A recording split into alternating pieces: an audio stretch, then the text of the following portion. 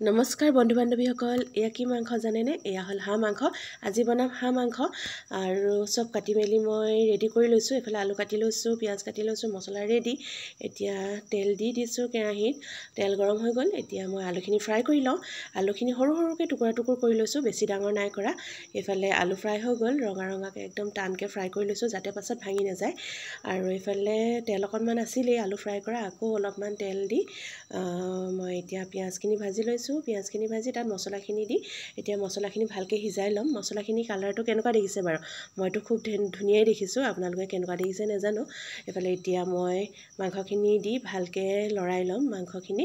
এতিয়া মাংসখিনি সিজিবলৈ দিম। সিজাই তাৰপাছত তাত দি দিম মই কেঁচা জলকীয়া কেইটামান ফালি, আৰু এতিয়া দি দিছোঁ মই ফ্ৰাই কৰা আলুখিনি আৰু গৰম মছলা অলপমান। এইফালে গৰম মছলাখিনি মই মাংসখিনি সিজাৰ পিছতহে দিওঁ দেই, তেতিয়া গোন্ধটো ভাল আহে আৰু।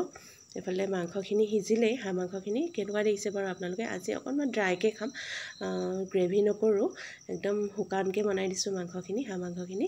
আৰু অলপমান গাহৰি মাংসও লৈ আহিছিলে, সেয়াও বনালোঁ। এইফালে বেটাই এনাইক খুব মৰম কৰি আছে, খুব ভাল পায় এনাইক, একদম গৈ সি এনাইক মৰম কৰি থাকেগৈ। এইফালে গাহৰি মাংসখিনিও ৰেডি হৈ গ'ল। ঘৰত কোনো নাখায় গাহৰি মাংস, অকল ময়ে খাওঁ যিহেতু, সেইকাৰণে অলপমান আনি দিছে আৰু। এইফালে মোৰ খানা প্লেট ৰেডি, খানা ৰেডি হৈ গ'ল। Bye bye.